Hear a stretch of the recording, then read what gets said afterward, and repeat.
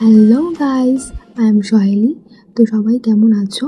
আজকে তোমাদের সাথে একটা ছোট্ট মিনি ব্লগ শেয়ার করছি। আমরা প্রথমে গিয়েছিলাম জোড়াসাঁকো ঠাকুর বাড়ি। এটা খুবই একটা পছন্দের জায়গা।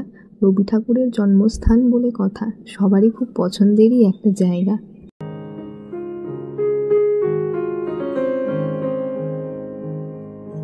যদিও বা ভেতরে ক্যামেরা অ্যালাউড ছিল না, তাই ভেতরে আমি ক্যামেরা নিয়ে কোনো ভিডিও করতে পারিনি।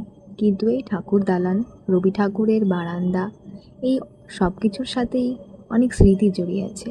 এই কলকাতা শহরটা জুড়ে অনেকটাই মায়া জড়িয়ে থাকবে আমার। পড়াশোনার সূত্রে কলকাতায় আসা, এখানে থাকা, সব কিছুই খুব মনে পড়বে।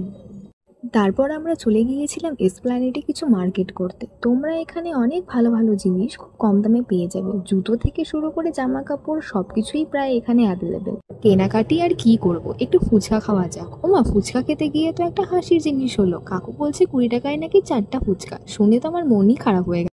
আমার মন ভালো নেই।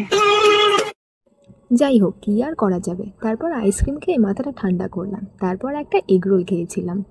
তারপর অটো করে বাড়ি চলে আসলাম।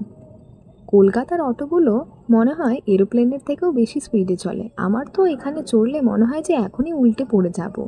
এত স্পিডে মনে হয় 5 মিনিটেই তুমি দিল্লিতে পৌঁছে যাবে, এতটাই জোরে চালায়। আশেপাশে গাড়িগুলোকে মনে হয় উড়িয়ে দিয়েই চলে যাবে অটোগুলো।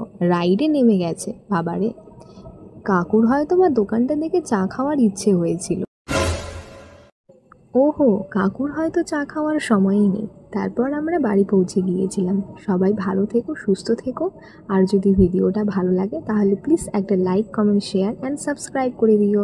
টাটা।